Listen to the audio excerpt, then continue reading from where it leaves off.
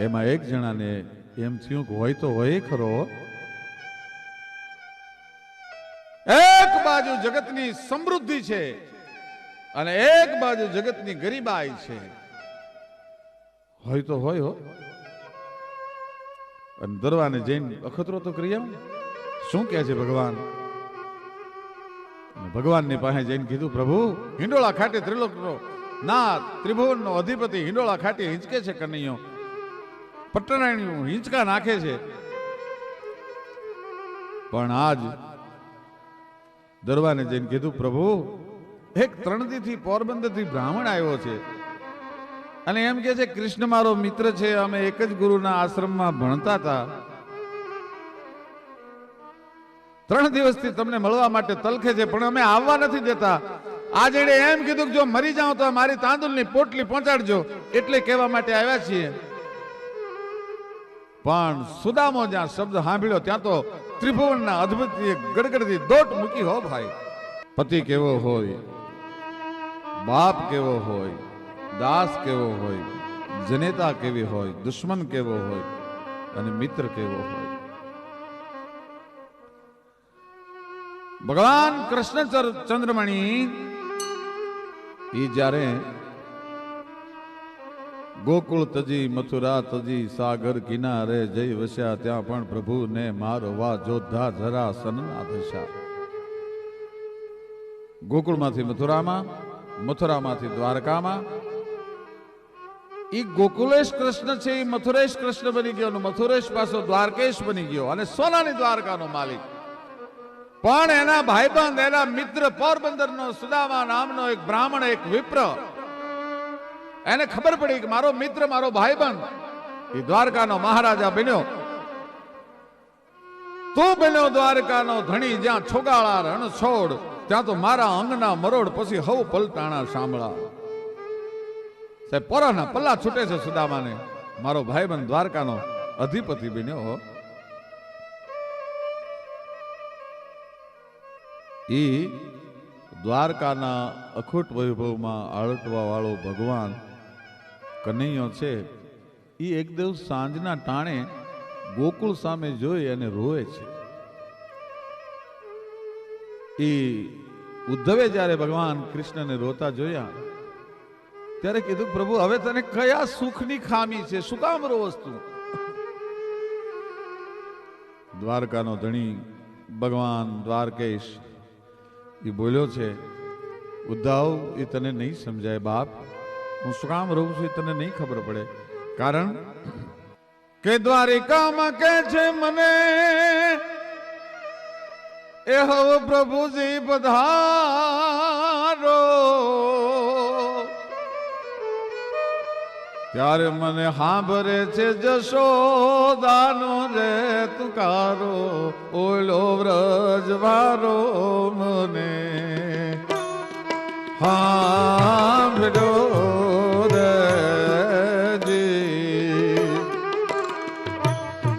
સાંભળ્યો છે જમુના દીનો રે કિનારો, ગાજ વ્રજવારો મને સાંભળ્યો રે જી. જેઓ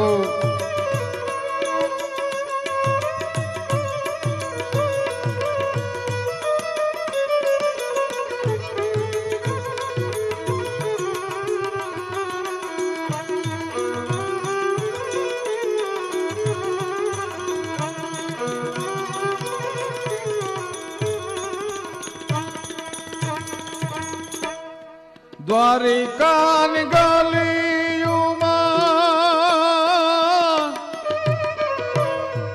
અગ્નિ ભાજો, મારે હારો હતો ગોકુળિયાનો જોનગારો રે વ્રજવારો મને સાંભળ્યો રે જી. સાંભળ્યો છે જમુના દીનો રે કિનારો, બોલો વ્રજવારો મને સાંભળ્યો સાંભળ્યો રે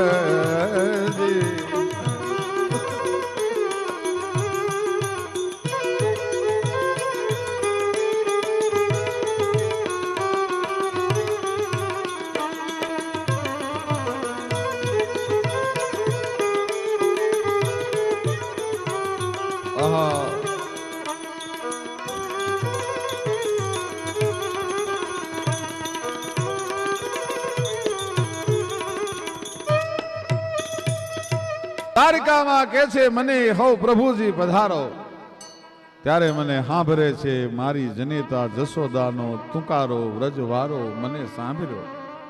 મને પ્રભુજી કહેવા વાળા અહીંયા ઘણાય છે,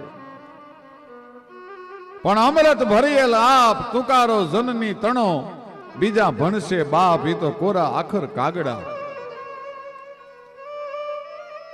માના ટુકારાનું અમૃત મને યાદ આવે છે ઉદ્ધવ.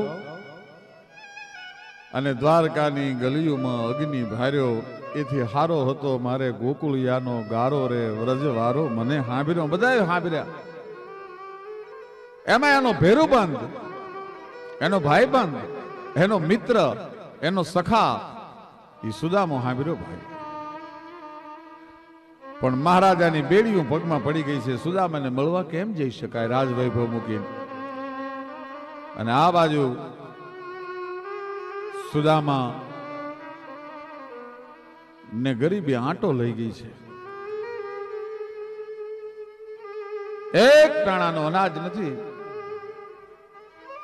ગોરાણીએ બોલાવીને સુદામાને એટલું કીધું, સાંભળ્યું કે શું આજ તો છોકરાઓને સમજાવીને ભૂખ્યા હુર આવ્યા છે, પણ કાલ સવારે જમવાનું માગશે તો હું દઈશું. એક કામ કરો ને, તમારા મિત્ર દ્વારકાનો અધિપતિ ભગવાન કૃષ્ણ કનૈયો જે છે, કૃષ્ણ ચંદ્રમણી છે, એની પાસે માગવા જાઓ, મદદ કરે ને આપણું દારિદ્ર ફીટી જાય. અરે ગાંડી, હું અજાચક બ્રાહ્મણ, મારાથી કોઈથી દુનિયાની સામે લાંબો હાથ થાય નહીં. કયા માટે હું કૃષ્ણ પાસે માગું?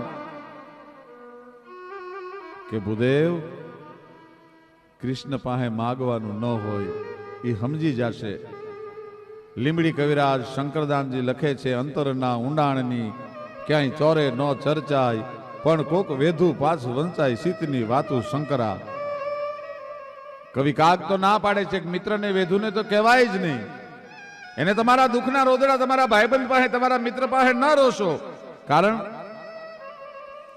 કે અંતરના વિપતની વાતું ભેરુને નો ભણાયજી. ઈ જો હાચો હેતુ હોય તો એ તમારું સંકટ સમજી જાય. બાજગે ના ભરોસે રેવાયજી. ભાઈ એના ભરોસે રેવાય. એને કૃષ્ણને કહેવું નહીં પડે તમારે. ગોરાણી,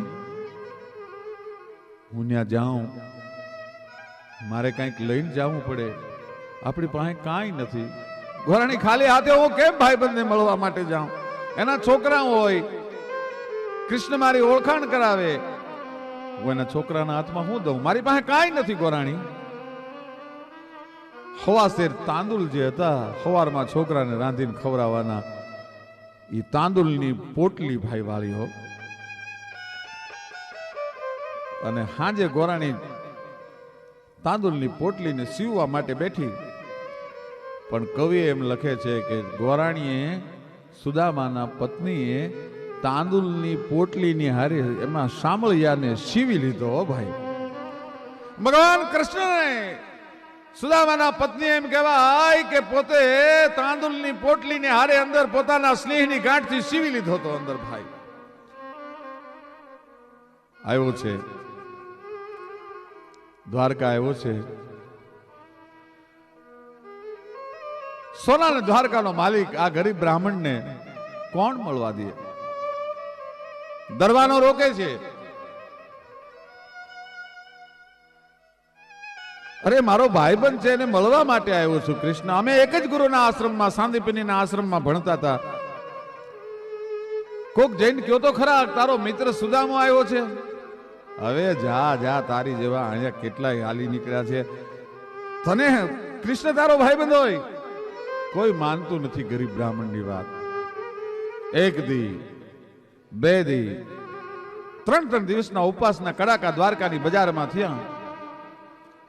બગલમાં જે તાંદુલની પોટલી દબાવી રાખી હતી એ સુદામાએ હાથમાં લઈને દરવાનને આપીને કીધું કે મારો પ્રાણ નીકળી જાય દ્વારકાની બજારમાં તો મારી આ તાંદુલની પોટલી પહોંચાડીને કૃષ્ણને કહેજો તારો ભાઈબંધ સુદામો પોરબંદરથી આવ્યો. તો બસ એટલો સંદેશો તો આપી શકશો ને.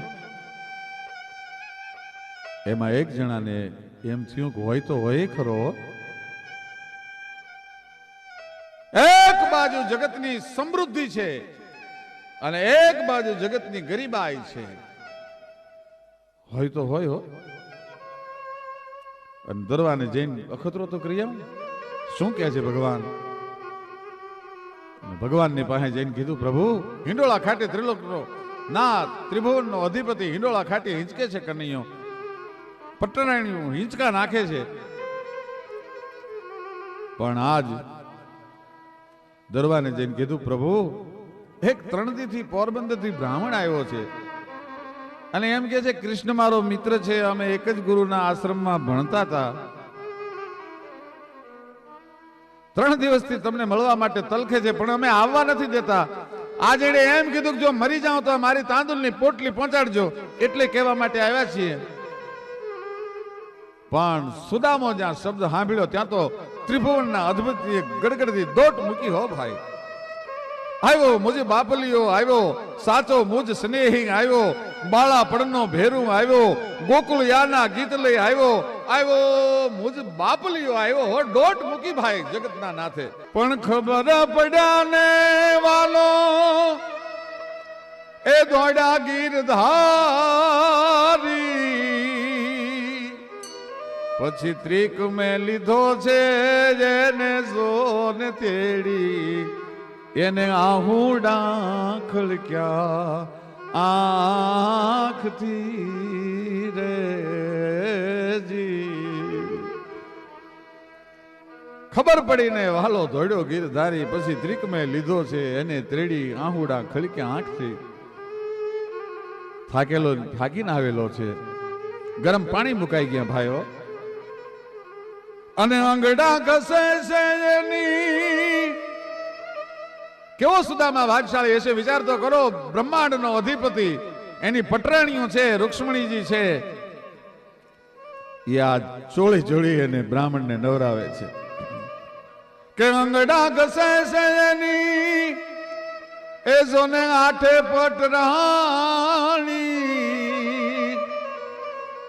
અને ત્રિકમ રેડે છે જેને સોને પાણી એ પાહોલી જા તો જા એને પ્રેમથી રેજી. આજ સુદામાજી દ્વારિકામાં સોને આવ્યો એ દર્શને દીના નાથને રેજી. નવરાવી ધોરાવી તૈયાર કરી અને બગલમાંથી તાંદુલની પોટલી ખેંચી લીધી.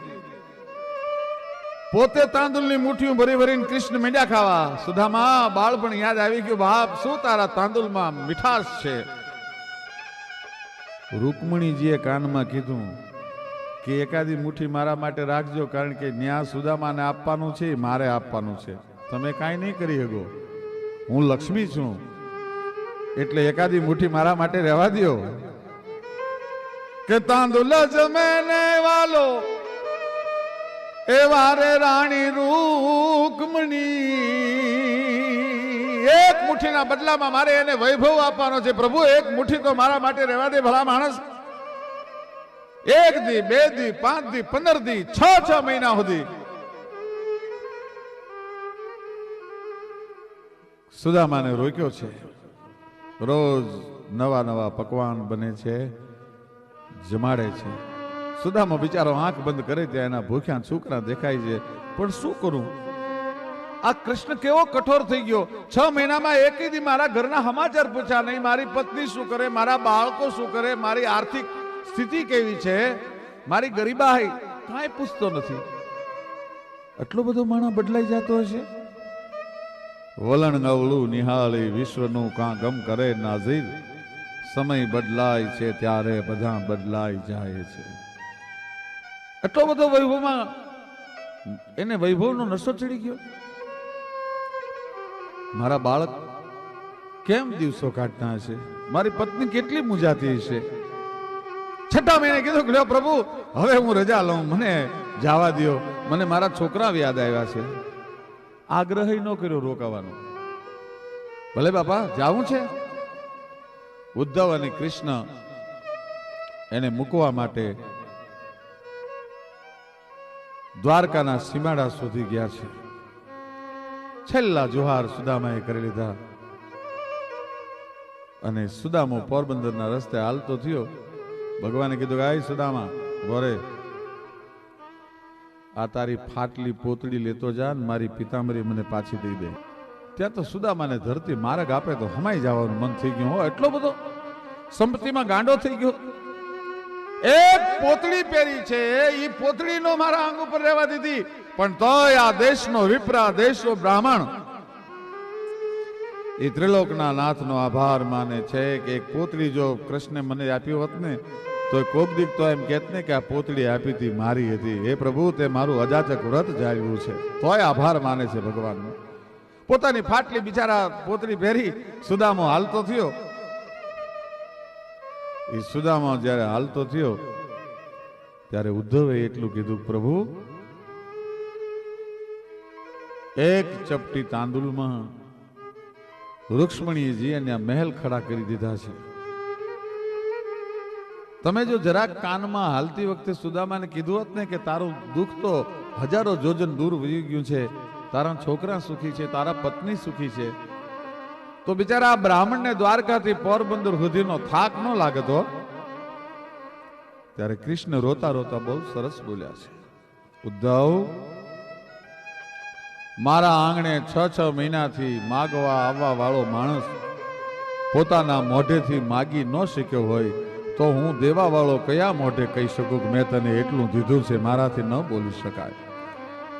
અને એના માટે કવિની કલમ હાલે કે ચપટી ચોખા આપી દીધું, વાલે બધું કુબેર નું દ્રવ્ય રે, વાલે બધું કુબેર નું દ્રવ્ય.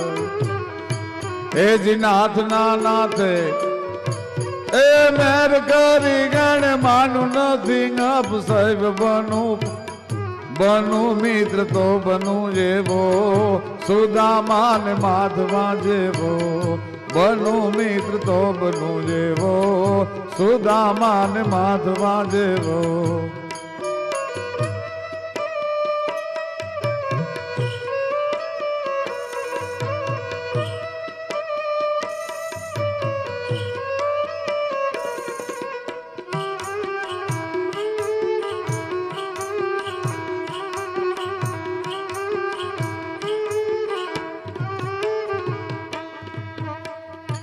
પણ કીધા વગરનો ભક્તોને હંમેશા દીધા કરે છે, એવી ભગવાનની ટેવ છે.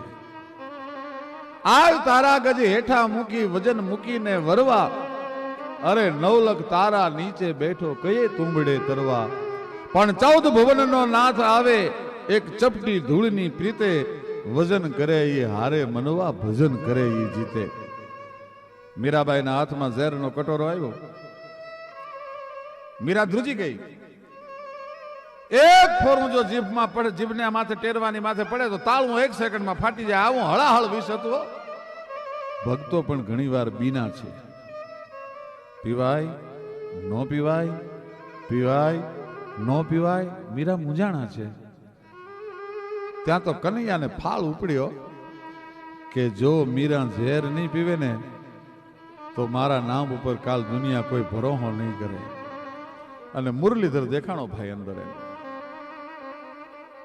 આમ મીરાએ નજર કરી, ત્યાં તો કનૈયો દેખાણો, વાહળી બંસીધર દેખાણો ભાઈ. પછી મીરાએ નક્કી કરી લીધું કે આ ઝેર નહીં, મારે તો મારા કનૈયાને પીવાનો છે. ઝેરનો કટોરો મીરાબાઈ પી ગયા. માણસ ઝેરનો કટોરો રાણાજીએ જે મોકલ્યો તે પાછો વળતો હતો. એને મીરાબાઈએ એટલું કીધું, કાઈ ઉભો રે, ક્યાં જા? કે રાણાજી પાસે જાઉં છું. કે તારા રાણાને કહેજે હવે એના ખજાનામાં જેટલું ઝેર હોય એટલું ઝેર મને મોકલી દે. કારણ કે હવે ઝેરને જીરવવા જીવન મારું આવશે. આત્માને નો છે એતબાર રાણાને. હવે રાણાજી કેજો ફરી ઝેર મોકલે.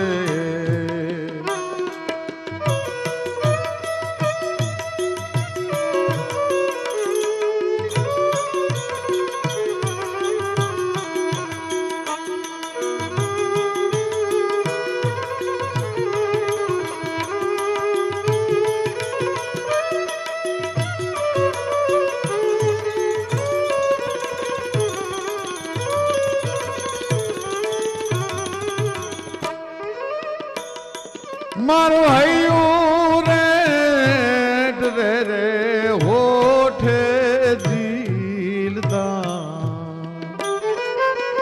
મીરાબાઈ શું કે છે?